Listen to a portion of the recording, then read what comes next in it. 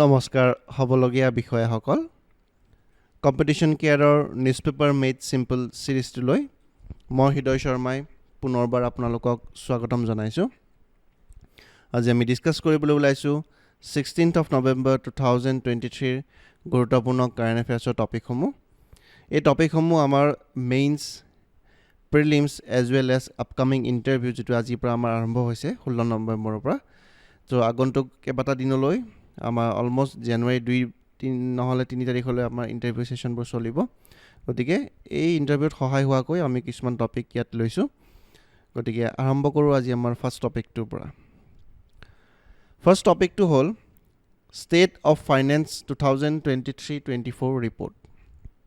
গতিকে এই ৰিপৰ্টটো কোনে পাবলিশ কৰিছে বা কি হয় তাৰ বিষয়বস্তুখিনি আমি চাও PRS Legislative Research Release The State of State Finances 2023-24 report গতিকে আমি কি গম পালো যে এই ৰিপৰ্টটো কোনে ৰিলিজ কৰিছে PRS Legislative এটা খুব ভাল ওয়েবসাইট হয় মই ৰেকমেন্ড কৰিম আপোনালোকে এই ওয়েবসাইটটো ভিজিট কৰিব এই ওয়েবসাইটত আমি কি পাও যিবোৰ আমাৰ পাৰ্লিমেন্টত যিবোৰ এক্ট বা বিলবোৰ ইন্ট্ৰোডিউস হয় বা পাস কৰা হয় সেই বিলবোৰৰ ওপৰত ডিটেইল এনালাইসিস যদি আপোনালোকে বিচাৰে বা ডিটেইলছত যদি বিচাৰে কিবাহন এক যদি খুব ইম্পৰ্টেন্ট হয় আমাৰ এক্সাম পইণ্ট অফ ভিউৰ পৰা তেতিয়ালে আপোনালোকে এই ওয়েবসাইটটোত গৈ PRS Legislative ওয়েবসাইটটোত আপোনালোকে গুগলত সাৰ্চ কৰিলে পাই যাব এই ওয়েবসাইটটোত আপোনালোকে ধুনিয়াকৈ সেই একখন বা বিলখনৰ ওপৰত ধুনিয়াকৈ আপোনালোকে পঢ়িব পাৰিব ঠিক আছে খুব গুৰুত্বপূৰ্ণ এটা আমাৰ ওয়েবসাইট হয় এটো ঠিক আছে কি হাইলাইটস এই ৰিপৰ্টটোৰ কি হাইলাইটস খিনি কি আছে status of revenue receipts so revenue receipts আমাৰ যেটো স্ট্যাটাস এই স্ট্যাটাসটো কথা কৈছে ইকোনমিক্সত দুটা আমি টাৰ্ম দেখা পাও ন এটা হল কি ক্যাপিটাল ৰিসিপ্টস হয়নে ক্যাপিটাল ৰিসিপ্টস আৰু ৰেভিনিউ ৰিসিপ্টস হয়নে গতিকে ক্যাপিটাল ৰিসিপ্টছত আমি কি পাও মই কালাৰটো চেঞ্জ কৰিছো সো ক্যাপিটাল ৰিসিপ্টস আৰু ৰেভিনিউ ৰিসিপ্টস মই কনসেপ্টলৈ নাযাও ভিডিওটো দীঘল হৈ যাব সো ইয়াত মেইনলি কি কথা কৈছে ইয়াত কৈছে revenue receipts or কথা হয়নে states revenue receipts have returned to the pre-pandemic level so pre-pandemic level মানে আমি covid-19 ৰ pandemic ৰ কথাটো কৈছো ঠিক আছে গতিকে কি হৈছে states বিলাকৰ যেটো revenue receipt বা revenue collection আছিল হেতু pre-pandemic levelত যেটো অৱস্থাত আছিল সেই অৱস্থালৈ আমি পুনৰ উভতি গৈছো কাৰণ আমাৰ পেন্ডেমিকৰ পৰা লাহে লাহে আমি এতিয়া উভৰি অহা প্ৰায় 2 বছৰতকৈ অধিক সময় হ'ল হয়নে 2021 চনৰ পৰা আমি লাহে লাহে পেন্ডেমিকৰ ওপৰত আমি বহুতখিনি কন্ট্ৰোল পাবলৈ সক্ষম হৈছো হয়নে গতিকে 2 বছৰ ওপৰ হৈ গ'ল গতিকে এতিয়া আমি লাহেকৈ আমি আগৰ যেটো আমাৰ ইকোনমি যেটো ষ্ট্ৰাকচাৰ আছিল তালৈকে আমি পুনৰ উভতি গৈছো দেন কি কৈছে ইম্প্যাক্ট অফ GST খন কেতিয়া আহিছিল 2017 চনত হয়নে বিলখন আহিছিল 2016 চনত আৰু ইমপ্লিমেন্ট হৈছিল 2017 চনৰ 1 জুলাইৰ পৰা হয়নে গতিকে এটা কথাটো হল কি স্টেট গুডছ সাৰ্ভিস ট্যাক্স जो SGST বুলি কয় collection as a percentage of GSDP মানে গ্ৰছ ষ্টেট ডমেষ্টিক প্ৰডাক্ট আগতে আমাৰ ষ্টেট বিলাকত কি আছিল ভ্যাট যেটো আমি ভ্যালু এডেড ট্যাক্স সিস্টেম বুলি কওঁ হয়নে সো এই ভ্যাটৰ জাগাত কি আহিল GST আহিল হয়নে আৰু ভ্যাটৰ পৰা GST যেতিয়া আহিলে তেতিয়া বহুতখিনি ট্ৰান্সফৰমেশন আমি ট্যাক্স সিস্টেমটো দেখিবলৈ পালো হয়নে যিবোৰ ট্যাক্সৰ স্ল্যাব আছিল স্ল্যাব মানে কেনেকুৱা ধৰণৰ থাকে ন 0% 5% 18% এনেকুৱা ধৰণৰ আমাৰ ডিফাৰেন্ট ট্যাক্স স্ল্যাব আছে হয়নে 27% টো থাকে মোস্ট প্ৰবলি ম্যাক্সিমাম ট্যাক্স স্ল্যাব হয় তো এই ট্যাক্স স্ল্যাববোৰ আমাৰ নতুনকৈ ইমপ্লিমেন্ট হ'ল GST আহাৰ পৰা হয়নে গতিকে আমাৰ ৰেভিনিউ কালেকশনটো আমাৰ সেন্ট্ৰেল গভৰ্ণমেণ্টটো কৰে আৰু ষ্টেট গভৰ্ণমেণ্টটো কৰে হয়নে গতিকে ষ্টেট গভৰ্ণমেণ্টৰ যিখিনি ৰেভিনিউ কালেকশন আছিল সেই ৰেভিনিউ কালেকশন খিনিও GST আহাৰ পৰা অকমান হলো কি হৈছিল আমাৰ তেওঁলোকৰ যেটো অটোনমি আছিল ট্যাক্স কালেকশন সেই অটোনমিটো কৰবাত না কৰবাত অকমান হেম্পাৰ হৈছিল হয়নে তাত আমাৰ কি আছিল দুটা ট্যাক্স সিস্টেম ভাগ কৰা হ'ল CGST SGST এণ্ড IGST হয়নে গতিকে state good service tax then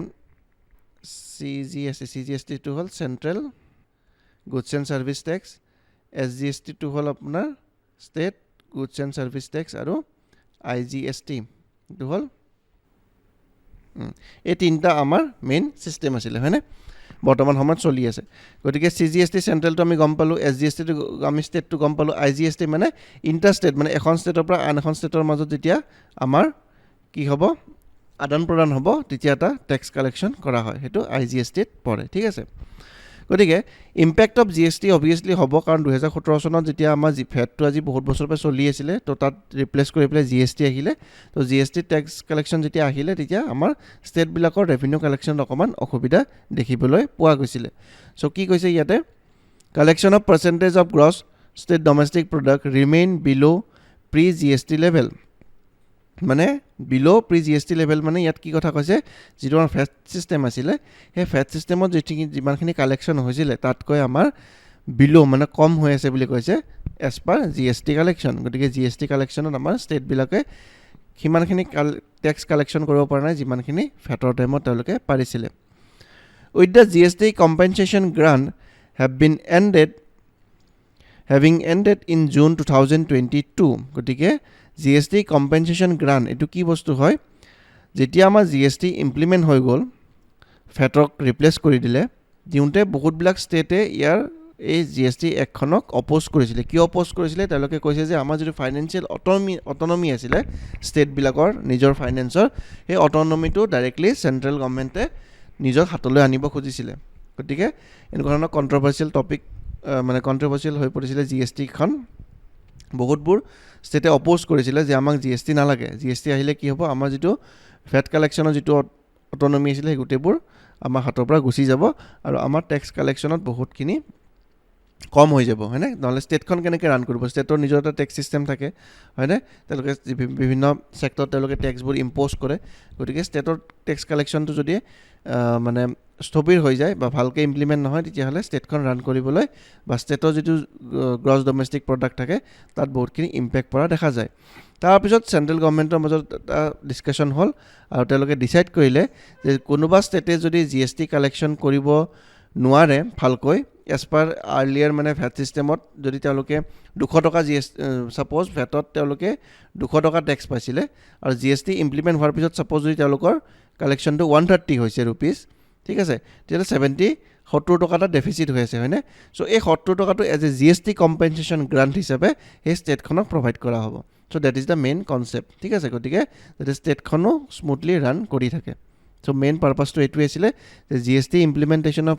হোৱাৰ পিছত যদি কিম্বা ষ্টেটে তেওঁলোকৰ আৰ্লিয়াৰ টেক্স সিস্টেমৰ মতে ৰেভিনিউ কালেকশ্যন কৰিব পৰা নাই যিমানখিনি ডেফিসিট হয় সেই ডেফিসিটখিনি এজ এ কম্পেনসেশন গ্ৰান্ট হিচাপত সেন্ট্ৰেল গভৰ্নমেন্টে তেওঁলোকক প্ৰভাইড কৰিব বাট সেই প্ৰভাইড কৰা সিস্টেমটো আছিল 5 বছৰৰ কাৰণে জুলাই 1 তাৰিখৰ পৰা GST ইমপ্লিমেন্ট হৈছিল 2017 চনত সো 2017 চনৰ পৰা 2022 চনলৈ 5 বছৰ তেওঁলোকে এটো টাইম ফ্ৰেম দিছিলে আৰু সেই টাইম ফ্ৰেমটো আজি এবছৰতকৈ অধিক কাল হ'ল বন্ধ হৈ যোৱা হয়নে সো কম্পেনসেশনটো বৰ্তমান বন্ধ কৰি থৈছে central গভৰ্নমেন্টে there has been an adverse impact on some state যাৰ ফলত কি হৈছে adverse মানে খুব সিৰিয়াস কিছুমান ইম্প্যাক্ট দেখা পোৱা গৈছে কিছুমান ষ্টেটত হয়নে expenditure on subsidies over the last several years states have allocated 8 to 9% of their revenue subsidies revenue পৰা subsidy wordটো বহুত ইম্পৰ্টেন্ট হৈ পৰিছে এতিয়া গভৰ্নমেন্ট বিলাকৰ কাৰণে বিভিন্ন ক্ষেত্ৰত তেওঁলোকে সাবসিডি প্ৰভাইড কৰে হয়নে ফুডৰ ওপৰত হ'ব পাৰে বা বিভিন্ন ধৰণৰ কমোডিটিজৰ ওপৰত ইলেক্ট্ৰিচিটিৰ ওপৰত সাবসিডিজ প্ৰভাইড কৰে হয়নে এতিয়া ষ্টেট বিলাকৰ ইলেকশ্যনৰ এটা কেম্পেইনিংৰ পাৰ্ট হৈ পৰিছে যে সাবসিডি প্ৰভাইড কৰা যে আমি ইমান ইউনিট আপোনালোকক ফ্ৰী ইলেক্ট্ৰিচিটি প্ৰভাইড কৰিম আমি ইমানখিনি বস্তু আপোনালোকক দিম সো এইবোৰ হৈছে ফ্ৰী বাইজ বুলি টাৰ্মটো শুনিছে নহয় সো ফ্ৰী বাইজ বা ফ্ৰী বিজ বুলি কয় সো এই ফ্ৰী বিজ বিলাক বহুত এতিয়া মানে আমাৰ ৰেভিনিউ সিস্টেমটো বা ইকোনমিৰ কাৰণে এটা বহুত ডাঙৰ বাৰ্ডেন হৈ পৰিছে কাৰণ তেওঁলোকে ইলেকশ্যনৰ কেম্পেইনিংত প্ৰমিস কৰে আৰু প্ৰমিসবোৰ তেওঁলোকে ফুলফিল কৰিবলৈ লাহে লাহে চেষ্টা কৰে আৰু তেতিয়া কি হয় যিবোৰ আমাৰ ৰেভিনিউ কালেকশ্যন আছিল ৰেভিনিউ কালেকশ্যনবোৰ লাহে লাহে কম হৈ গুচি যায় ঠিক আছে মেইনলি পাৱাৰ বুলি কৈছে পাৱাৰ মানে ইলেক্ট্ৰিচিটি মানে গম পায় যিবোৰ ষ্টেটত বৰ্তমান যিবোৰ ষ্টেটত বৰ্তমান ইলেকশ্যন চলি আছে কেম্পেইনিংবোৰ এতিয়া মধ্যপ্ৰদেশ ঝাৰখণ্ড আৰু কিবা কিবি ষ্টেটত আপোনাৰ ইলেকশ্যন আছে তো তাৰ কেম্পেইনিংবোৰ যদি আপোনালোকে ভালকৈ নটিচ কৰে তাত গম পাব যে ম্যাক্সিমাম যিবোৰ পলিটিক্যাল পাৰ্টিজ আছে তেওঁলোকে ফ্ৰী বীজৰ কথাবোৰ কৈ আছে আপোনাক মই যদি পাৱাৰত ৰাখোঁ বা আমাৰ যদি চৰকাৰ পাৱাৰলৈ আহে ইমানখিনি ইউনিট আপোনালোকক ফ্ৰী ইলেক্ট্ৰিচিটি প্ৰভাইড কৰিম চ' ইমানখিনি ইউনিট ছাপ'জ 200 ইউনিট যদি ফ্ৰী ইলেক্ট্ৰিচিটি প্ৰভাইড কৰিব লগা হয় প্ৰত্যেকটো হাউচ হোল্ডক ইয়াত ধনী দুখীয়া সকলো মানুহে এই ৰিলেক্সেশ্যনটো পাব ফলত কি হ'ব গোটেই আল্টিমেট বাৰ্ডেনটো কাৰ ওপৰত পৰিব ইলেক্ট্ৰিচিটি ডিষ্ট্ৰিবিউশ্যন কোম্পানীবিলাকত পৰিব আৰু ইলেক্ট্ৰিচিটি ডিষ্ট্ৰিবিউশ্যন কোম্পানীবিলাকে কি কৰিব লাষ্টত গৈ পেলাই লোন ল'ব ফ্ৰম ভেৰিয়াছ অৰ্গেনাইজেশ্যনছ বা চৰকাৰৰ পৰা ত' চৰকাৰৰ পৰা লোন ল'লে আল্টিমেটলি কি হ'ল চৰকাৰৰ ডেপ্টবোৰ ইনক্ৰিজ হৈ গ'ল হয়নে নহয় গতিকে এই বস্তুবোৰ এটাৰ লগত এটাৰ ইণ্টাৰলিংক হৈ থাকে গতিকে এই ফ্ৰী বীজৰ ওপৰত বহুত আমি এটা ভাল ডিছকাশ্যন এটা কৰিব লাগে যিবোৰ আমি খুব সোনকালে ৰিমুভ নকৰিলে অকল ইলেকশ্যন জিকা পাৰপাছটোৱে নহয় ইয়াৰ পিছত কনচিকুৱেঞ্চেছবোৰ আমি চাব লাগিব তেওঁলোকে ফ্ৰী ইউনিট আপোনালোকক 200 ইউনিট দিব হয় ঠিকে আছে কিন্তু লগে লগে কি কৰিব বাকী যিবোৰ বস্তুৰ দাম আছিলে সেই বস্তুৰ দামবোৰ বঢ়াই দিব কাৰণ এই যে 200 ইউনিট ফ্ৰী দিলে তাৰ কাৰণে যিমানখিনি লছ হ'ল সেই লছতকৈ বেছি তেওঁলোকে লাভ ল'ব ফ্ৰম আদাৰ কমোডিটিজ তেওঁলোকে বেলেগ বস্তুবিলাকৰ ফিউলৰ দাম বঢ়াই দিব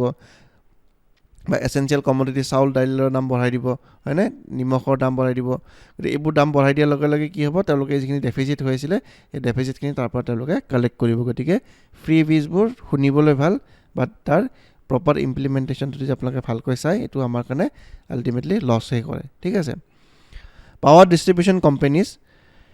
in 2021 to 22 state discom cut financial losses but many still carry substantial debt এইটো লছ কিহৰ কাৰণে হ'ল সেইটো কাৰণে হ'ল যে যেতিয়া ষ্টেটবিলাকে ফ্ৰী ইউনিট প্ৰভাইড কৰা হ'ল মানুহবিলাকক তেতিয়া এই কোম্পানীবিলাকে লছত যাবলৈ আৰম্ভ কৰিলে ঠিক আছে সাবস্টেন্সিয়েল ডেপ্ট তেওঁলোকৰ বহুতখিনি ধাৰো হৈ গ'ল তেওঁলোকে ধাৰ লৈ পেলাই ইলেক্ট্ৰিচিটিবোৰ পাৰচেজ কৰে কাৰণ ষ্টপ ষ্টেটৰে নিজৰ কেপাচিটি নাথাকে যে তেওঁলোকে নিজে জেনেৰেট কৰিব পাৰে নিজৰ ইলেক্ট্ৰিচিটি হয়নে বহুত ক্ষেত্ৰত আমাৰ অসমেও বহুত ক্ষেত্ৰত বেলেগ ষ্টেটৰ পৰা ইলেক্ট্ৰিচিটি কি কৰে পাৰচেজ কৰে তো পাৰচেজ কৰিলে আমাৰ তেতিয়া বহুতখিনি অসুবিধা দেখা যায় committed expenditure at high level states maintain a substantial level of committed expenditure encompassing fixed and mandatory cost such as interest payments salaries and pensions গতিকে আমাৰ কি হয় এটা এক্সপেণ্ডিচাৰবোৰ কেনেকুৱাকৈ থাকে ইণ্টাৰেষ্ট পে'মেণ্ট আমি যিবোৰ লোন লওঁ তাত আমি ইণ্টাৰেষ্ট দিব লাগে চেলাৰিজ দিব লাগে এণ্ড পেঞ্চনছ দিব লাগে গভৰ্ণমেণ্ট এমপ্লয়বিলাকক হয়নে so' states maintain a substantial level of committed expenditure এইখিনি কমিটেড এক্সপেণ্ডিচাৰখিনি আমি কৰিবই লাগিব মানুহক চেলাৰি দিবই লাগিব গভৰ্ণমেণ্ট এমপ্লয়খিনিক পেঞ্চনাৰ্ছখিনিক পেঞ্চনছ দিবই লাগিব আৰু যাৰ পৰা আমি লোন লৈছিলোঁ তেওঁলোকক ইণ্টাৰেষ্ট পে'মেণ্ট আমি কৰিবই লাগিব যেনেকৈ আমি বাইক এখন বা গাড়ী এখন যদি লওঁ আমি EMI দিওঁ নে নাই EMIটো আমি প্ৰত্যেক মাহত দিবই লাগিব আমি ভাত খাইছোঁ নে খোৱা নাই সেইটো মেটাৰ নকৰে কিন্তু EMIটো কিন্তু টাইমলি দিবই লাগিব আপুনি ভাত নাখালেও EMI কিন্তু বেংকক দিবই লাগিব এইবিলাক কমিটেড এক্সপেণ্ডিচাৰ হয় হয়নে then continued revenue deficit persistence এইটো কি হয় states are grappling with an enduring revenue deficit where their total income falls short of covering total expenditure excluding capital project expenses গতিকে তেওঁলোকৰ কি হৈছে ৰেভিনিউৰ ডেফিচিট হৈছে ডেফিচিট মানে কম হৈছে যেতিয়া এখন ষ্টেটৰ ৰেভিনিউ কম হৈ যাব ডেফিচিট হ'ব তেতিয়াহ'লে সেই ষ্টেটখনৰ অভাৰঅল ডেভেলপমেণ্টবোৰ লাহে লাহে স্থবিৰ হৈ যাব কাৰণ তেওঁলোকৰ হাতত পইচা নাথাকিব আৰু পইচা নাথাকিলে আল্টিমেটলি যিমানবোৰ ডেভেলপমেণ্টেল ৱৰ্কছ আছিলে ষ্টেটখনৰ সেই গোটেই কামবোৰ তেওঁলোকৰ কাৰণে কৰিবলৈ বহুত অসুবিধা হ'ব হয়নে গতিকে এইবোৰ কনচিকুৱেঞ্চেছবোৰ খুব ইম্পৰ্টেণ্ট হয় ঠিক আছে চ' এই ৰিপৰ্টটো খুব ইম্পৰ্টেণ্ট হয় আপোনালোকে এইটো মেইনছৰ কাৰণে মই খুব ইম্পৰ্টেণ্ট বুলি বিবেচনা কৰিছোঁ গতিকে এই নোটছখিনি আপোনালোকে নিজৰ কপিত নোট ডাউন কৰি পেলাই থৈ দিব ঠিক আছে এইটো ভাল নোট হ'ব আপোনালোকৰ then limiting capital expenditure due to financial restraints so' কি হয় এইটো the states capacity to earmark funds for capital outlet essential for investing in significant development project so কি হৈছে states capacity to earmark funds for capital outlay essential for investing in significant development project যিবোৰ significant মানে খুব critical development যিবোৰ project আছিলে সেইবোৰ কি হৈছে ডিউ টু ফাইনেন্সিয়েল ৰেষ্ট্ৰেইনছৰ কাৰণে স্থবিৰ হৈ পৰিছে মই অকণমান আগতে সেই কথাটোৱে ক'লোঁ যে ৰেভিনিউ কালেকশ্যনটো বহুত important revenue and tax collection ডিপাৰ্টমেণ্টটো বহুত ইম্পৰ্টেণ্ট হয় আপোনালোকে যদি APSC ক্লিয়াৰ কৰে তাত এটা পোষ্ট আছে superintendent of taxes and inspector of taxes এই পোষ্ট দুটা বহুত ইম্পৰ্টেণ্ট হয় ফৰ ৰেভিনিউ কালেকশ্যন এই দুটা ডিপাৰ্টমেণ্টে যদি এই পোষ্টকেইটা যদি ভালকৈ কাম নকৰে বা টেক্স ডিপাৰ্টমেণ্টে যদি কাম নকৰে তেতিয়াহ'লে কিন্তু ষ্টেটখন ৰানেই নকৰিব ভালকৈ ঠিক আছে চ' ভেৰি ইম্পৰ্টেণ্ট পোষ্ট হয় এইকেইটা ঠিক আছে inspector of taxes and superintendent of taxes যিয়ে নহওক বাৰু is hampered by prevalence of elevated committed expenditure and persistent revenue deficit এই দুটা কাৰণৰ কাৰণে কি হৈছে আমাৰ যিবোৰ ডেভেলপমেণ্টেল ৱৰ্ক আমাৰ কৰিব লগা আছিলে ষ্টেটছ বিলাকৰ এই কামবোৰ ভালকৈ হোৱা নাই হয়নে যদি কাৰোবাক মানে কি ৰাস্তা ঘাট বনাই দিব লগা আছিলে সেইবোৰ পৰা নাই ব্ৰিজ বা দলংবোৰ বনাব লগা আছিলে পকি কৰিব লগা আছিলে সেইবোৰ কৰিব পৰা নাই স্কুল কলেজেছ বনাব পৰা নাই মেডিকেল কলেজবোৰ বনাব পৰা নাই কাৰণ এইবোৰত বহুত ডাঙৰ ডাঙৰ ফাণ্ডৰ প্ৰয়োজন হয় হয়নে then reduction in off budget borrowings কি হৈছে এটো while there has been a decrease in borrowings initiated by government owned entities outside the official budget it's crucial to note that the government remains responsible for covering the interest and principal payment associated with these loans from this budget তাৰমানে কি হৈছে মই তোমাক বুজাই দিও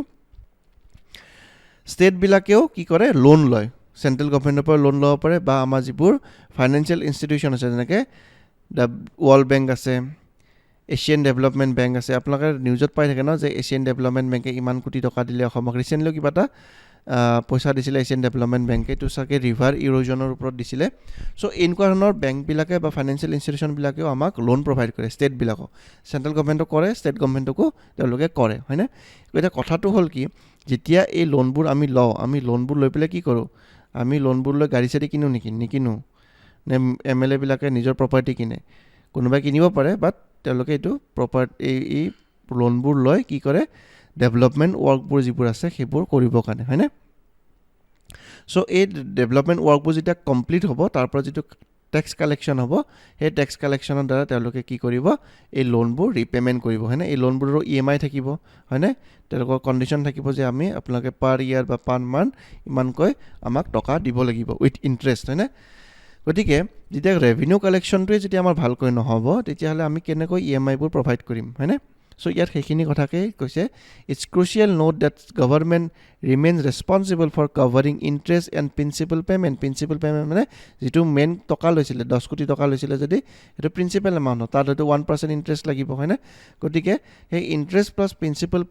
যিটো payment associated with this loans from budget তেওঁলোকে বাজেটৰ পৰা এই লোনবোৰ মাৰিব লগা হৈছে তো ষ্টেটৰ যিখন বাজেট সেই বাজেটৰ পৰা যদি তেওঁলোকে লোনবোৰ মাৰিব লগা হয় তেতিয়াহ'লে আৰু মেইন পৰ্চনটো যদি লোনৰ ৰিপেমেণ্টত গুচি যায় তেতিয়া বাকী ডেভেলপমেণ্ট কামবোৰ কেনেকৈ কৰিব হয়নে গতিকে ৰেভিনিউ কালেকশ্যনটো বহুত ইম্পৰ্টেণ্ট হয় যদি ৰেভিনিউ কালেকশ্যন ভালকৈ এখন ষ্টেটে কৰিব নোৱাৰে তেতিয়াহ'লে কি কনচিকুৱেঞ্চেছ হয় আমি দেখিবলৈ পাইছোঁৱেই হয়নে চ' এবাউট GST কম্পেনচেশ্যনটো কি হয় আমি অকণমান চাওঁ এখন কেতিয়া আহিছিলে আমি চালোঁ 2017 চনত আহিছিলে was enacted to levy compensation cess for providing compensation to states for loss revenue due to GST implementation মই অকণ আগতে ক'লোৱে যে যদি কোনোবা ষ্টেটে লছ ফেচ কৰে GST implementation হোৱাৰ পিছত তেতিয়াহ'লে তেওঁলোকক compensation cess হিচাপত ফাণ্ড প্ৰভাইড কৰা হ'ব This compensation period was for a 5 years মই কৈছিলোঁ নহয় চ' যিটো এই compensation বৰ্তমান বন্ধ হৈ গৈছে জুন 2022 চনৰ পৰা However the period for levying compensation cess was extended additionally 4 years till March 2026 to repay borrowings made 2020-21 চনৰ পৰা 2021-22 চনৰ ভিতৰত যিমানখিনি লোন লোৱা গৈছিলে সেই ৰিপেমেণ্ট কৰিবৰ কাৰণে কি কৰা হৈছে এই কম্পেনচেশ্যন চেছটো বৰ্তমান এক্সটেণ্ড কৰা হৈছে 4 বছৰলৈ ঠিক আছে নিয়মমতে 5 বছৰ পিছত এইটো এণ্ড হৈ গৈছিলে কিন্তু কিছু কাৰণবশতঃ এই বস্তুটো 4 বছৰলৈ এক্সটেণ্ড কৰা হৈছে ঠিক আছে গতিকে ইমানখিনি আছিলে আমাৰ এই টপিকটো ইম্পৰ্টেণ্ট টপিক হয় PRS লেজিসলেটিভ এই ৱেবছাইটটো আপোনালোকে ভিজিট কৰিব ঠিক আছে আৰু এইখিনি টেকনিকেল কথাখিনি মই আপোনালোকক কৈ দিলোঁ ঠিক আছে চ' নেক্সট টপিকটো আমি আগবাঢ়িছোঁ নেক্সট টপিকটো হ'ল জনজাতীয় গৌৰৱ দিৱস চ' জনজাতীয় গৌৰৱ দিৱসৰ ওপৰত আমি 14 তাৰিখে যিটো নিউজ পেপাৰ মেড চিম্পল চিৰিজটো মই কৈছিলোঁ 14 নৱেম্বৰত চ' তাত আমি কি কৰিছিলোঁ বিৰছা মুণ্ডাৰ কথা আমি পঢ়িছিলোঁ হয়নে তেওঁৰ মেমৰিত কি কৰা হৈছে জনজাতীয় গৌৰৱ দিৱসটো চেলিব্ৰেট কৰা হয় হয়নে Janjatiya Gaurav Divas a tribute to tribal heroes in India was recently celebrated in northeastern states specially Arunachal and Nagaland tribal hero যিবোৰ আছিলে বিৰছা মুণ্ডা কি ইজ এ ট্ৰাইব হয়নে নহয় তাত মুণ্ডা ট্ৰাইবটোৰ পৰা তেওঁলোকে বিলং কৰে আৰু তেওঁজন ট্ৰাইবেল পিপল আছিলে ক'ত আছিলে ঝাৰখণ্ডত জেগাটোৰ নাম কি আছিলে মই লিখি দিছোঁ যিসকলে চাইছে তেওঁলোকে গমেই পাব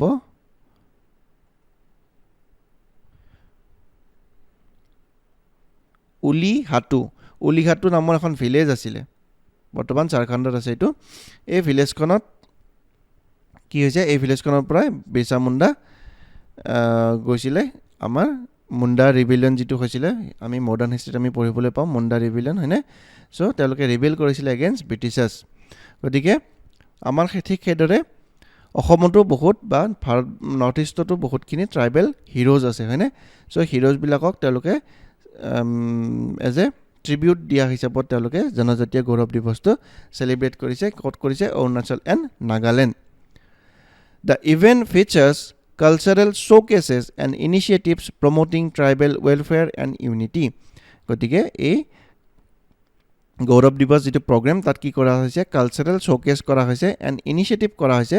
promoting tribal welfare and unity ট্ৰাইবেলবিলাকৰ ৱেলফেয়াৰ আৰু ইউনিটিৰ কাৰণে event in Arunachal Pradesh so' কি কৰা হৈছে ইন অৰুণাচল প্ৰদেশ দ্য জনজাতীয় গৌৰৱ দিৱস ৱাজ চেলিব্ৰেটেড ইন জিৰ' লোৱাৰ সুবনচিৰি ডিষ্ট্ৰিক্ট চ' জিৰ' নামৰ এডোখৰ জেগা আছে খুব ফেমাছ হয় টুৰিষ্ট প্লেচ হয় এইখন হয়নে চ' লোৱাৰ সুবনচিৰি ডিষ্ট্ৰিক্টৰ পাৰ্ট হয় এইটো চ' ইয়াত তেওঁলোকে কি কৰিছে বিৰছা মুণ্ডাৰ বাৰ্থ এনিভাৰ্চাৰীটো চেলিব্ৰেট কৰিছে হয়নে ফটোখন দেখা পাইছে আপোনালোকে এইটো কি কৰা হৈছিল বিকশিত ভাৰত সংকল্প যাত্ৰা আমি 14 নৱেম্বৰৰ এনালাইচিছটো আমি চাইছিলোঁ যে PM মোদী ডাঙৰীয়াই সেই ভিলেজখনলৈ উলিহাটু ভিলেজখনলৈ তেওঁ যাম বুলি কৈছে আৰু তাত কি কৈছে বিকশিত ভাৰত সংকল্প যাত্ৰা এটা তেওঁলোকে লঞ্চ কৰিব তাৰ উদ্দেশ্যটো কি ensure timely reach of government flagship scheme to targeted beneficiaries যিবোৰ আমাৰ স্কিমছ আছে আমি স্কিমছবোৰ কিবাকিবি স্কিমছবোৰ কেতিয়া লঞ্চ কৰা হয় টাৰ্গেটেড থাকে সেই স্কিমছবোৰ ছাপ'জ যদি কিবা এটা কমিউনিটিৰ কিবা অসুবিধা চলি আছে তেতিয়াহ'লে সেই কমিউনিটিটোক টাৰ্গেট কৰি পেলাই আমি এখন স্কিমছ বনাওঁ হয়নে যেনেকৈ আয়ুষ্মান ভাৰত স্কিমটো কিহৰ লঞ্চ কৰা হৈছিলে যিখিনি আমাৰ ইকনমিকেলি উইকাৰ ছেকশ্যন আছিলে সেই মানুহখিনি যাতে নিজৰ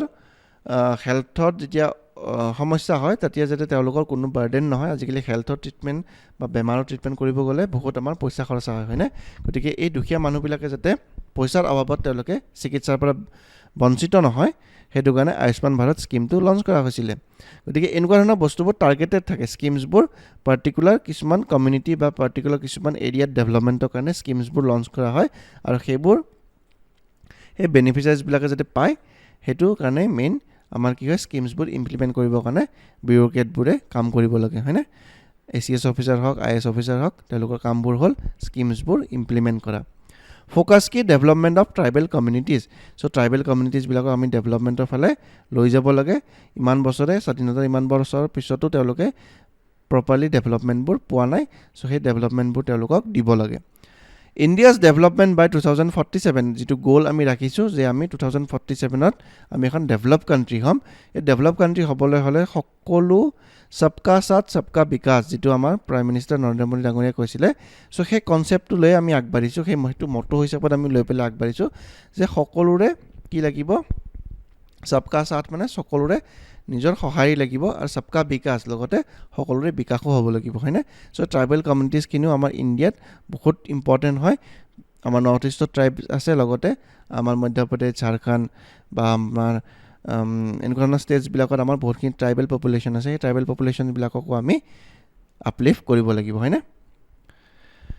নাগালেণ্ডত কি হ'ল অৰুণাচলতো আমি চালোঁ নাগালেণ্ডত কি কৰিছে in Nagaland the deputy chief minister flag off the tribal march in কহিমাত এটা ট্ৰাইবেল মাৰ্চ কৰিছে এখন ফটো আপোনালোকে দেখিবলৈ পাইছে the event emphasizes the importance of recognizing tribal leaders contribution to India's independence particularly highlighting Birsa Munda's legacy যদিও বিৰছা মুণ্ডাৰ লেগেচিটো highlight কৰা হৈছে লগতে আমাৰ নৰ্থ ইষ্টৰ যিবোৰ ট্ৰাইবছ আছিলে এই ট্ৰাইবছবিলাকৰো কিছুমান লিডাৰ আছিলে যেনেকৈ আমি এজন ফেমাছ লিডাৰ নাম কি ক'ব পাৰোঁ আমি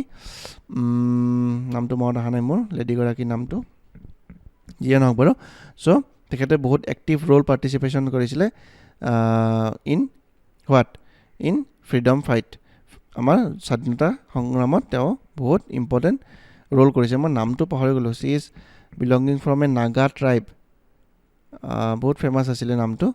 এনিৱেজ আপোনালোকৰ যদি মনত পৰিছে কমেণ্ট ছেকশ্যনত মোক জনালে হ'ল ট্ৰাইবটোৰ বিষয়ে সৰি তেখেত ব্যক্তিগৰাকীৰ নামটো ঠিক আছে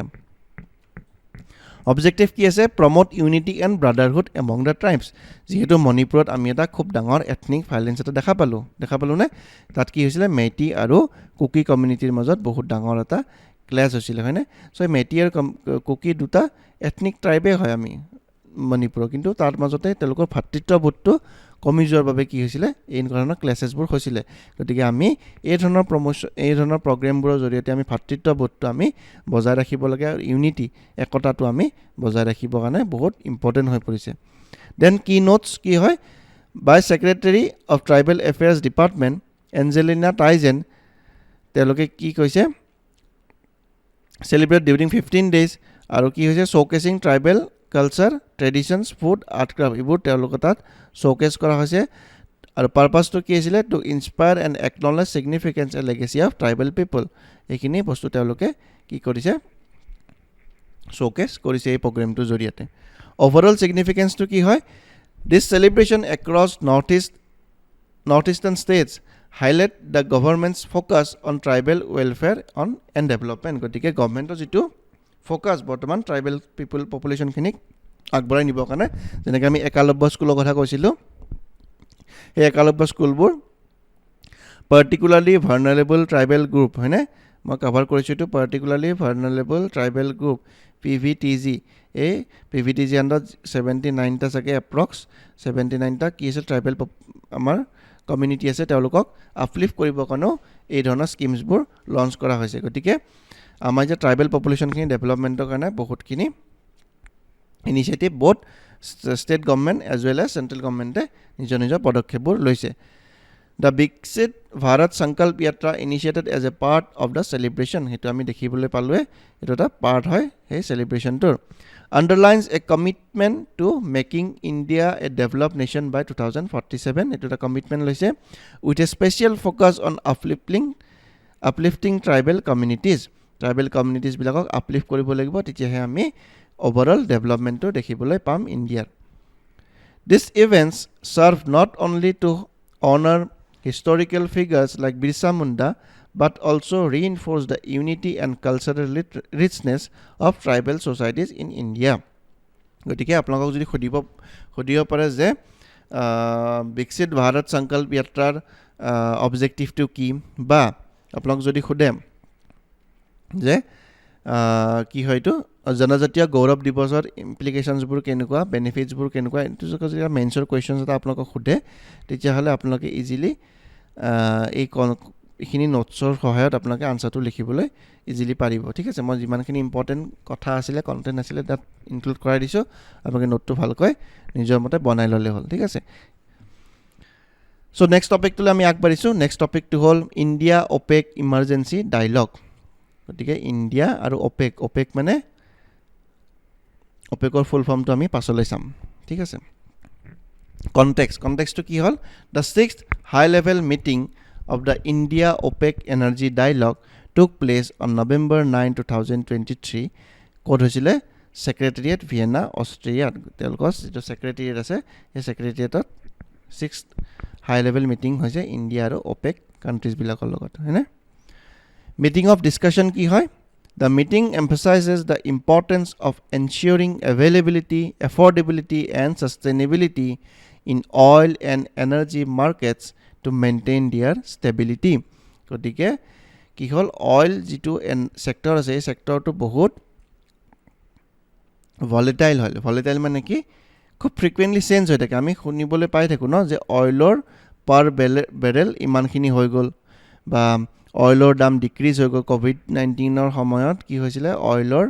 যিটো ইণ্টাৰনেশ্যনেল মাৰ্কেটত ভেলু আছিলে এইটো যথেষ্ট ডাউন হৈ গৈছিলে হয়নে পাৰ বেৰেল আপোনাৰ এৰাউণ্ড $10 নে $20 ভিতৰত আপোনালোকৰ পাৰ বেৰেল হৈছিলে হয়নে চ' এতিয়া বৰ্তমান সময়ত কি হৈছিলে ক্ৰুড অইলৰ যিটো দাম সেইটো বহুত যথেষ্টখিনি বাঢ়ি গৈছে কাৰণ ৰাছিয়া ইউক্ৰেইন ৱাৰ হোৱাৰ পিছত ৰাছিয়াৰ যিটো ক্ৰুড অইলৰ মাৰ্কেটখন আছিলে মাৰ্কেটখন বৰ্তমান একেবাৰে বিধ্বস্ত হৈ গৈছে কাৰণ কিয় যিবোৰ ইউৰোপিয়ান কান্ট্ৰিজ আছে তেওঁলোকে ৰাছিয়ান অইলৰ ওপৰত চেংচনছ লগাই থৈ দিছে যে ৰাছিয়ান অইলক পাৰচেজ কৰিব নোৱাৰে ইউৰোপিয়ান কান্ট্ৰিজবিলাকে বা US হওক বা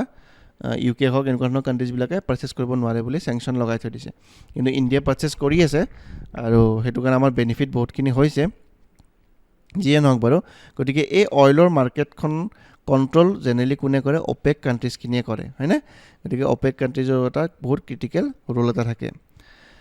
Discussions include short, medium and long-term industry outlooks highlighting India's crucial role in economic growth and energy demand. গতিকে যেটো ইন্ডিয়াৰ বৰ্তমান ইকোনমিক গ্ৰোথ হৈ আছে লগতে যেটো এনাৰ্জি ডিমান্ড যিমানে আমাৰ ইকোনমিটো ডাঙৰ হৈ গৈ থাকিব সিমানে এনাৰ্জি ডিমান্ড বাঢ়ি গৈ থাকিব ইয়াৰ ওপৰত মই আগতেও আপোনালোকক ডিসকাশন কৰিছো যে ইন্ডিয়া বৰ্তমান এটা ডেভেলপিং কান্ট্ৰি পৰা ডেভেলপ কান্ট্ৰি হ'বলৈ গৈ আছে আৰু সেইখিনি যদি হ'ব লাগে তেতিয়া হলে আমি ম্যানুফ্যাকচাৰিং সেক্টৰটো বহুত বেছি এক্সপান্ড কৰিব লাগিব আৰু যিমানে ম্যানুফ্যাকচাৰিং সেক্টৰটো বা সাৰ্ভিস সেক্টৰটো আমি এক্সপান্ড কৰিম হিমানে আমাৰ এনাৰ্জি ৰিকোয়াৰমেন্ট বাঢ়ি গৈ থাকিব হয়নে বৰ্তমান সময়ত আমি most of the energy আমি requirement যেটো আছে হেতু আমি ফুলফিল কৰি আছো থ্ৰু ফসিল ফুয়েল বাৰ্ন কৰি যেটো আমি কোল বাৰ্ন কৰি যেটো এনাৰ্জি প্ৰডিউস কৰো কিন্তু হেতুৰে আমি বহুত বেছি সাস্টেইন কৰিব নোৱাৰিম 2047 লৈকে যদি আমি এখন ডেভেলপ কান্ট্ৰি হ'ব লাগে তেতিয়া হলে আমি নিজৰ যেটো ৰিনিউৱেবল সোৰ্স অফ এনাৰ্জি আছে হেতুৰ ওপৰত আমি নিৰ্ভৰ হ'বই লাগিব সো ফসিল ফুয়েলৰ ওপৰত আমি ডিপেন্ডেন্সটো লাহে কমাব লাগিব হয়নে The World Oil Outlook 2023 তেওঁলোকে প্ৰেডিক্ট কৰিছে কি কৰিছে India as the fastest growing major developed economy কিমান ডাঙৰ কথা এটা কৈছে চাওকচোন fastest growing major developed economy বুলি কৈছে তেওঁলোকে হয়নে with an average growth of 6.1% from 2022 to 2045 গতিকে 6.1% growth তেওঁলোকে লব 2022 পৰা 2045 ৰ ভিতৰত and accounting for over 28% of the incremental global energy 28% incremental hobo global energy karon ami obviously ki korim ami economy to expand korim aru economy expand korar loge loge amar bibhinno energy requirement hobo hoina 28% increment hobo boli koise demand in same period mane ei 2022 sonor pa 2045 sonor bhitorot hoina the need for ongoing the need for ongoing cooperation and dialogue between the producers and consumers was acknowledged along with exploring further areas for future cooperation গতিকে cooperation টো কি লাগিব আমাৰ যিবোৰ producers জুনে crude oil produce কৰে লগতে consumers আমি consumers হয় ইন্ডিয়া খন consumer হয় হয়নে চাইনা খনো consumer হয় ঠিক আছে ইন্ডিয়া চাইনা আমি লাৰ্জেস্ট কনজিউমাৰ হয় ক্ৰুড অইলৰ ঠিক আছে গতিকে এক কনজিউমাৰ আৰু প্ৰডিউসাৰৰ মাজত এটা কি লাগিব কোঅপাৰেচন লাগিব এটা ডায়ালগ লাগিব নহলে কি হ'ব দুটা পাৰ্টিৰ মাজতে কি হ'ব কনফ্লিক্টবোৰ হৈ থাকিব হয়নে যে ইন্ডিয়া যে ৰাছিয়াৰ পৰা ক্ৰুড অইল পাৰচেজ কৰিলে কিহৰ কাৰণে কৰিলে কাৰণ যেতিয়া ৰাছিয়া আৰু ইউক্ৰেইন ওৱাৰ ষ্টাৰ্ট হৈ গল হোৱাৰ লগে লগে ইন্টাৰনেশ্যনেল মাৰ্কেট প্ৰাইজত মানে পাৰ বেৰেল বহুতখিনি দাম ইনক্ৰিজ হৈ গল আৰু যেটো আমি এফৰ্ড কৰিব নোৱাৰো যদি আমি কাৰণ আমি লাৰ্জেস্ট ইম্পৰ্টাৰ হয় অফ ক্ৰুড অইল গতিকে আমি যদি বেছি দামত ক্ৰুড অইল ইম্পৰ্ট কৰিব লগা হয় তেতিয়া আমাৰ কি হ'ব আমাৰ যেটো ফৰেন এক্সচেঞ্জ ৰিজাৰ্ভস আছে বৰ্তমান around $600 billion এই ফৰেন এক্সচেঞ্জ ৰিজাৰ্ভটোৰ ওপৰত বহুত বেছি এটা ইম্প্যাক্ট পৰিব হয়নে গতিকে হেতু কাৰণে আমি যিবোৰ ইউৰোপিয়ান কান্ট্ৰিজ আছে তেওঁলোকৰ স্যাংচনৰ প্ৰতি আমি ইমান বেছি ধ্যান নাৰাখিলো আৰু আমি ৰাছিয়াৰ পৰা ডিসকাউন্টেড প্ৰাইজত আমি ক্ৰুড অইল পাৰচেজ কৰিলো যাৰ কাৰণে আমি দেখিবলৈ পাইছো যে গ্লোবাল যদি বৰ্তমান ইকোনমিক সিনাৰিটো আপোনালোকে ভালকৈ চাই তেতিয়া দেখিবলৈ পাব যে প্ৰায়বোৰ বিশ্বৰ ডাঙৰ দেশ শক্তিশালী দেশ বা ডেভেলপ দেশ কি হৈছে বৰ্তমান ৰিসেশনত গৈছে বা তেওঁলোকৰ ইনফ্লেশন লেভেলটো বহুত বেছি হাই হৈ গৈছে এজ কম্পেয়াৰ টু ইন্ডিয়া কিন্তু ইন্ডিয়াত আমি somehow manage কৰিলো যে ইনফ্লেশন বৰ্তমান হৈ আছে ইন্ডিয়াত হিখিনি ইনফ্লেশন যদি আপোনালোকে ওয়াৰ্ল্ডৰ বাকিবোৰ কান্ট্ৰিৰ লগত কম্পেয়াৰ কৰে তেওঁলোকৰ কিন্তু ইনফ্লেশন ৰেটটো যথেষ্ট হয় চাইনাটো বৰ্তমান এটা ইকোনমিক ৰিসেশন বৰ্তমান ষ্টাৰ্ট হৈছে ঠিক আছে যিসকলে ইন্টাৰনেশ্যনেল ৰিলেশনটো ভালকৈ ফলো কৰি আছে গমে পাব চাইনাও বৰ্তমান এটা খুব ভাল ইকনমিক কণ্ডিশ্যনত নাই সো OPECৰ বিষয়ে আলোচনা কৰিম বুলি কৈছিলোঁ what is OPEC OPEC is important for prelims ইয়াৰ পৰা কুৱেশ্যন হয়তো আপোনালোকক সুধি দিব পাৰে সো এইটো কেতিয়া ফাউণ্ড কৰা হৈছিলে বাগদাদখন ক'ত আছে ইৰাকত আছে ইৰাকৰ ৰাজধানী বাগদাদ হয়নে সো বাগদাদত 1960ত এইটো ফাউণ্ড কৰা হৈছিলে ইনিচিয়েলি ইনক্লুড ইৰাণ কুৱেইট তাৰপিছত আপোনাৰ সাউদি আৰেবিয়া ভেনিজুৱেলাত ৱৰ্ল্ডৰ সবতকৈ লাৰ্জেষ্ট আপোনাৰ ক্ৰুড অইল আছে কিন্তু USA ইয়াক ইমান বেয়াকৈ চেংচন লগাই থৈ দিছে যাৰ কাৰণে ভেনিজুৱেলাৰ পৰা ক্ৰুড অইল বৰ্তমান ইণ্টাৰনেশ্যনেল মাৰ্কেটত যাব পৰা নাই গতিকে USৰ যিটো হেজিমনি সেই হেজিমনিটো আপোনালোকে ইণ্টাৰনেশ্যনেল ৰিলেশ্যন ভালকৈ ফ'ল' কৰিলে গমেই পাব USৰ এটা বহুত ডাঙৰ হেজিমনি আছে তেওঁলোকে যাক ইচ্ছা কৰে ওপৰলৈ উঠাই দিব পাৰে আৰু যাক ইচ্ছা কৰে তললৈ নমাই দিব পাৰে হয়নে গতিকে USৰ হেজিমনিৰ বিষয়ে আমি কেতিয়াবা পাছতকৈ ডিছকাছ কৰিম বাৰু যিয়ে নহওক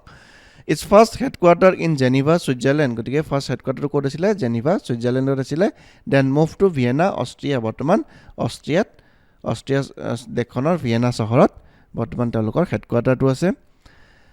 OPECৰ ফুল ফৰ্মটো মই কৈ দিছোঁ organisation of petroleum exporting countries organisation of petroleum exporting countries OPEC চ' এটা অৰ্গেনাইজেশ্যন হয় কিহৰ হয় পেট্ৰলিয়াম এক্সপৰ্টিং কাণ্ট্ৰিজ যিসকল কাণ্ট্ৰিয়ে পেট্ৰল এক্সপৰ্ট কৰে তেওঁলোকৰ এটা অৰ্গেনাইজেশ্যন হয় হয়নে aims to unify members countries petroleum policies to ensure stable prices for producers efficient supply to consumers and fair returns for industry investors গতিকে এইখিনি বস্তু খুব ইম্পৰ্টেণ্ট হয় এই অৰ্গেনাইজেশ্যনটোৰ কাৰণে তেওঁলোকে কি কৰে এটা ষ্টেবল প্ৰাইচ মেইনটেইন কৰিবৰ কাৰণে ইণ্টাৰনেশ্যনেল মাৰ্কেটত তেওঁলোকে চেষ্টা কৰি থাকে importance of India OPEC holds 79.5% of world's proven oil reserves and accounts for 39.7% of global oil production. Sorry. So OPECৰ কাৰণে আমি এটা খুব ফেক্সুৱেল ইনফৰমেশ্যন এটা পাই গ'লোঁ যে 79.5% ৱৰ্ল্ডৰ যিমান ৰিজাৰ্ভছ আছে অইল ৰিজাৰ্ভছ তেওঁলোকে অকলে কেপচাৰ কৰে চ' এপ্ৰক্স আপোনালোকে 80% ৰাখি থৈ দিব পাৰে then accounts for 39.7% global oil প্ৰডাকশ্যনত 39.7% তেওঁলোকৰ এটা কি আছে তেওঁলোকৰ এটা কেপাচিটি বুলিয়ে মই কৈছোঁ চ' 39.7% মানে অলমষ্ট আমি 40% চ' ইয়াতে 40% আৰু ইয়াত 80% ডাবল হয়নে চ' মন ৰাখিবলৈ কাৰণে আমাৰ ইজি হৈ গ'ল চ' কিমান তেওঁলোকৰ কেপাচিটি আছে 80% আৰু তেওঁলোকে কিমান প্ৰডাকশ্যন কৰি আছে 40% হয়নে India ranks as a third largest importer of crude oil globally following United State and China গতিকে US আৰু চাইনাৰ পিছতে থাৰ্ড লাৰ্জেষ্ট ইম্পৰ্টাৰ কোন হয় ইণ্ডিয়া হয় কিন্তু আপোনালোকে জানি পেলাই আচৰিত হ'ব USৰ ওচৰতো এটা ডাঙৰ অইল ৰিজাৰ্ভছ আছে আপোনালোকে গম পায়নে আলাস্কা চহৰখনৰ নাম শুনিছেনে আপোনালোকে আলাস্কা চহৰখনত আপোনাৰ বহুত ডাঙৰ অইল ৰিজাৰ্ভছ আছে ঠিক আছে গতিকে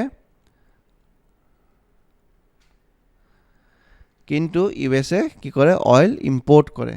তেওঁলোকে আলাস্কাৰ পৰা যিমানখিনি মানে অইল এক্সট্ৰেক্ট কৰিব লাগে সিমানখিনি তেওঁলোকে অইল এক্সট্ৰেক্ট নকৰে বাট তেওঁলোকে ইম্পৰ্ট কৰে অইল ঠিক আছে এটা খুব মানে ইণ্টাৰেষ্টিং ফেক্টছ হয় about 60% of India's crude oil imports come from OPEC countries গতিকে OPEC কাণ্ট্ৰিজৰ পৰা আমাৰ 60% অইল আহে বৰ্তমান হয়তো এই ৰেচিঅ'টো চেঞ্জ হ'ব পাৰে কাৰণ কিয় ৰাছিয়াৰ লগত আমি এটা বৰ্তমান বহুত লাৰ্জ কোৱান্টিটিত আমি অইল ইম্পৰ্ট কৰি আছোঁ India and OPEC relationship is crucial for future global energy security, affordability and emissions reduction. গতিকে ইণ্ডিয়া আৰু OPECৰ যিটো ৰিলেশ্যন বৰ্তমান ফিউচাৰত হ'বলৈ গৈ আছে সেইটো গ্ল'বেল এনাৰ্জি চিকিউৰিটি এফৰ্ডেবিলিটি আৰু এমিশ্যনৰ কাৰণে বহুত ক্ৰুচিয়েল হ'ব ঠিক আছে এমিশ্যন ৰিডাকশ্যন মানে যিটো ফচিল ফিউল বাৰ্ণ কৰিলে কি হয় CO2 এইবিলাক মই অলৰেডি কভাৰ কৰিছোঁ নিউজত চ' CO2 আমাৰ এটমস্ফিয়াৰত ৰিলিজ হয়নে চ' সেইবোৰ আমি কমাব লাগিব ঠিক আছে চ' সেইখিনি ইম্পৰ্টেঞ্চ হয় for India mains practice question এটা আপোনালোকক দিছোঁ লাষ্ট 2 days মই দিব পৰা নাছিলোঁ মই আপোনালোকক কৈছিলোঁ যে মক ইণ্টাৰভিউ চলি থকাৰ কাৰণে কিছু অসুবিধা হৈ আছিলে চ' এই কুৱেশ্যনটো মই আপোনালোকক দিছোঁ আপোনালোকে লিখিলে হ'ল এইটো 15 marks 250 words মই মেক্সিমাম কুৱেশ্যন আপোনালোকক 15 marksত কিয় লিখিব দিওঁ যদি 15 marksৰ কাৰণে আপোনালোকৰ নোটটো ৰেডি হৈ থাকে ন 10 marksৰ কাৰণে আপোনালোকে ইজিলি লিখিব পাৰিব ন অকণমান শ্বৰ্ট কৰি দিলে হ'ল হয় নে নহয় কণ্টেণ্টটো চ' 10 marksত আমি কিমান লিখিম মেক্সিমাম 200 wordsৰ ভিতৰত আমি লিখিম আনচাৰটো বা 180 wordsৰ ভিতৰত লিখিম হয়নে চ' সেইটো কাৰণে 15 marksৰ যদি নোটটো আপোনাৰ ৰেডি হৈ থাকে 10 marksটো লিখিবলৈ ইজি হয় কিন্তু 10 marksৰ বা 15 marks বনাব লাগিলে অকণমান অসুবিধা হৈ যায় হয়নে গতিকে 15 marksৰ আনচাৰটো লিখিলে আপোনালোকে 10 marksটো ইজিলি লিখিব পাৰিব নেক্সট টপিকটো আমি আগবাঢ়িছোঁ মণিপুৰ ভেলী ৰেচিডেন্স স্কিপ কি কৰিছে নিনগোল চাখাবু ফেষ্টিভেল যিটো নিনগো চাখাবুল ফেষ্টিভেল আছিলে সেইটো তেওঁলোকে স্কিপ কৰিছে কিয় নিনগোল চাখাবু মোৰ প্ৰনাউন্সিয়েশ্যনটো ভুল হ'ব পাৰে আপোনালোকে চাই ল'ব Ningol Chakouba the biggest festival of Manipur that is celebrated on November 15 every year was skipped this year due to ethnic conflict in the state গতিকে আমি গমে পাওঁ ইতিমধ্যে কেবা মাহ হৈ গ'ল যে মণিপুৰত কি হৈ আছে এটা এথনিক কনফ্লিক্ট হৈ আছে কাৰ মাজত হৈছে মেইটি আৰু কুকিজ বিলাকৰ মাজত হয়নে গতিকে এই কনফ্লিক্ট এটা যেতিয়া এখন ষ্টেটত হৈ থাকে তেতিয়ালে মানুহে কি কৰে মানুহৰ মনবোৰ একেবাৰে কি হয় মানে খুব বেয়া হৈ থাকে হয়নে মনবোৰ বেয়া লাগি থাকে আৰু তেতিয়া হেনেকুৱা মুহূৰ্তত আমি এনেকুৱা ধৰণৰ ফেষ্টিভেলবোৰ আমাৰ সেলিব্ৰেট কৰিবলৈ মন নাযায় মানুহৰ ফেষ্টিভেল অহা মানে মানুহৰ মনবোৰ ভাল লাগে হয়নে কিন্তু যেতিয়া এনেকুৱা এটা এথনিক কনফ্লিক্ট হৈ থাকিব গোটেই চাৰিওফালে যেতিয়া মানুহৰ এটা আতংকময় পৰিৱেশ হৈ থাকিব বহুত মানুহৰ কি হৈছে ঘৰ বাৰী এৰি পেলাই অন্য ৰাজ্যলৈ তেওঁলোকে শেল্টাৰ ল'ব লগা হৈছে চ' এনেকুৱা এটা চিটুৱেশ্যনত তেওঁলোকে কি হিচাপে তেওঁলোকে ফেষ্টিভেল সেলিব্ৰেট কৰিব হয়নে যিয়ে নহওক বাৰু নিনগোল চখাবা এই যেটো ফেষ্টিভেল আছে এইটো মেইটি কমিউনিটি যেটো আছে কুকি আৰু মেইটি আপোনালোকে গমে পাই আছে সো এই মেইটি কমিউনিটি বিলাকে এইটো এই ফেষ্টিভেলটো তেওঁলোকে সেলিব্ৰেট কৰে ঠিক আছে এইটো ইম্পৰ্টেন্ট হয় খুদিব পাৰে নিউজত আছে যেহেতু এইটো প্ৰিলিমছৰ কাৰণে ইম্পৰ্টেন্ট হয় এই ফেষ্টিভেলটো আপোনালোকে এইটো চালে হ'ল মেইটি কমিউনিটি বিলাকে সেলিব্ৰেট কৰে আৰু এইটো মণিপুৰৰ ফেষ্টিভেল হয় ঠিক আছে নেক্সট টপিকটো আমি আগবাঢ়িছো এইটো হৈছে ইণ্ডিয়া ইউএছ লঞ্চ কি হয় innovation handshake to deepen bilateral tech ties মানে টেকনলজিক্যাল টাইজ হয়নে ইণ্ডিয়া আৰু ইউএছএ বৰ্তমান কি কৰিবলৈ গৈ আছে টেকনলজিৰ ফালত তেওঁলোকে টাইজ মানে তেওঁলোকে এটা পাৰ্টনাৰশ্বিপ কৰিবলৈ গৈ আছে সেক্ৰেটাৰী অফ কমাৰ্চ কি হয় Gina Raimondo and union minister of commerce and industry Piyush Goyal have led an industry roundtable to officially launch the ambitious innovation handshake so ki korile US or jijon commerce US secretary of commerce mane commerce minister boli ami kobo paro jitu amar Piyush Goyal saror hoy same level ot teloko kon mane naam tu belek thake jeneke secretary of the state tok ami amar India's home minister boli kobo paro hoyne গতিকে হেনেকুৱা নামবোৰ অকমান তেওঁলোকৰ বেলেগকৈ থাকে যিয়ে নহওক so তেওঁ হৈছে গিনা ৰাইমাণ্ডো আৰু পীয়ূষ গোয়েল ছাৰৰ মাজত এখন কি হৈছে ইনোভেশন হ্যান্ডশেক এখন নামত তেওঁলোকৰ এটা এম্বিচিয়াছ প্ৰজেক্ট তেওঁলোকে লঞ্চ কৰিছে which was previewed by US President Joe Biden and Prime Minister Narendra Modi in June গতিকে যেতিয়া আমাৰ প্ৰাইম মিনিষ্টাৰ নৰেন্দ্ৰ মোদী ক'ত গৈছিলে ইউএছত গৈছিলে হয়নে যাওঁতে তেতিয়া এই বিষয়টোৰ ওপৰত আলোচনা কৰা হৈছিলে যে আমি ডিফেন্স টাইজ আমাৰ আছে দেন আমাৰ কি আছে যেটো ট্ৰেড আছে বৰ্তমান ইউএছ আৰু ইণ্ডিয়া হেতু চলি আছে খুব ভাল কথা কিন্তু আমি টেকনলজিৰ ক্ষেত্ৰটো আমি টাই আপ কৰিব লাগে কাৰণ ইউএছৰ ওচৰত বহুত ভাল টেকনলজি আছে যিবোৰ টেকনলজি আমাক খুব দৰকাৰ হ'ব ফৰ আপকামিং ফিউচাৰ জেনাৰেশন গতিকে এতিয়া যদি আমি এই বস্তুবিলাকৰ ওপৰত কাম কৰো তেতিয়া আহিবলগীয়া জেনাৰেশন বিলাকৰ কাৰণে টেকনলজিৰ ক্ষেত্ৰখন বহুত বেছি ইজি হৈ যাব হয়নে The innovation handshake signals a joint commitment to strengthen the startup ecosystem and promote cooperation in critical and emerging technologies ChatGPT দৰে যিবোৰ বস্তু আহিছে হয়নে আৰ্টিফিশিয়াল ইন্টেলিজেন্সৰ যেটো কথা এই মাৰ্কেটখন যদি আমি ক্যাপচাৰ কৰিব লাগে তেতিয়া হলে আমাক কি লাগিব টেকনলজিৰ কাৰণে বহুত বেছি আমাক স্টাৰ্টআপ লাগিব হয়নে সো এই স্টাৰ্টআপ ইকোসিস্টেমটো ডেভেলপ কৰিবলৈ হলে আমি ইউএছৰ দৰে এখন শক্তিশালী যিখন টেকনলজিৰ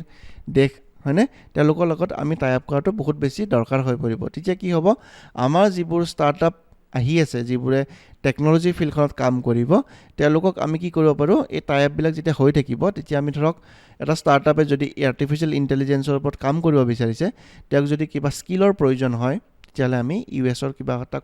কোম্পানী বা ফাৰ্মৰ লগত টাই আপ কৰাই পেলাই সেই স্কিলটো তেওঁক দিব পাৰোঁ হয়নে এনেকুৱা ধৰণৰ বস্তুবোৰ সেইটো কাৰণে টাই আপবোৰ কৰা হয় যাতে আমাৰ ষ্টাৰ্টআপ কালচাৰটো লাহে লাহে ডেভেলপ হয় আৰু যিখিনি আমাৰ ইমাৰ্জিং এণ্টাৰপ্ৰিনিয়ৰ্ছ আছে তেওঁলোকৰ যাতে সুবিধা হয় ঠিক আছে Signing an MOU to enhance innovation ecosystem through innovation handshake গতিকে innovation ecosystemটো আমি ডেভেলপ কৰিব লাগে ইন টেকনলজিক্যাল ফিল্ড আৰু এইটো innovation handshake মানে এটা নাম দিছে আৰু handshake টো কি বুজায় এটা পাৰ্টনাৰশ্বিপৰ সাইন বুজায় বা এটা ফ্ৰেণ্ডশ্বিপৰ সাইন বুজায় হয়নে is an important step in growing India-US partnership for 21st century Goel said so কি হৈছে 2021 চনৰ 2021 শতিকা 21st century টো কি হ'ব US আৰু ইণ্ডিয়াৰ কাৰণে বহুত ইম্পৰ্টেন্ট হ'ব বুলি কৈছে হয়নে গতিকে ইউএছও গম পায় যে ইণ্ডিয়াখন এখন বৰ্তমান ইমাৰ্জিং কান্ট্ৰি হৈ আছে গতিকে এই ইমাৰ্জিং কান্ট্ৰিখনৰ লগত যদি আমি টাই আপ কৰোঁ তেতিয়াহ'লে বহুতখিনি ফিউচাৰ প্ৰস্পেক্ট আছে আমাৰ ইণ্ডিয়াৰ এটা ডাঙৰ পপুলেশ্যন আছে গতিকে ইউএছৰো কৰবাত ন কৰবাত সেই ইকনমিক ইণ্টাৰেষ্টটো তাত তেওঁলোকৰ লুকাই আছে হয়নে চ' ইমানখিনি আছিলে আজি আমাৰ টপিক আশা কৰোঁ টপিকখিনি ভাল আছিলে আপোনালোকে ভাল পাইছে নতুন বস্তু এটা শিকিবলৈ পাইছে মই যিমান পাৰোঁ চেষ্টা কৰিছোঁ আপোনালোকক নতুন নতুন বস্তু শিকাবৰ কাৰণে যদি ভাল পাইছে তেতিয়াহ'লে ভিডিঅ'টো লাইক কৰিব নিজৰ ফ্ৰেণ্ডসকলৰ মাজত শ্বেয়াৰ কৰিব তেওঁলোকৰ যাতে এনেকুৱা ধৰণৰ বস্তুখিনিৰ পৰা উপকৃত হয় হয়নে আৰু যিটো মেইনছৰ কুৱেশ্যন লিখিব দিছোঁ আপোনালোকে লিখিলে হ'ল মই আনচাৰ্ছবোৰ চেক কৰি দি আছোঁ আপোনালোকৰ ঠিক আছে যিসকলে লিখিছে গতিকে আমি নেক্সট ভিডিঅ'ত পুনৰ লগ পাম আজিলৈ ইমানখিনি আছিল ধন্যবাদ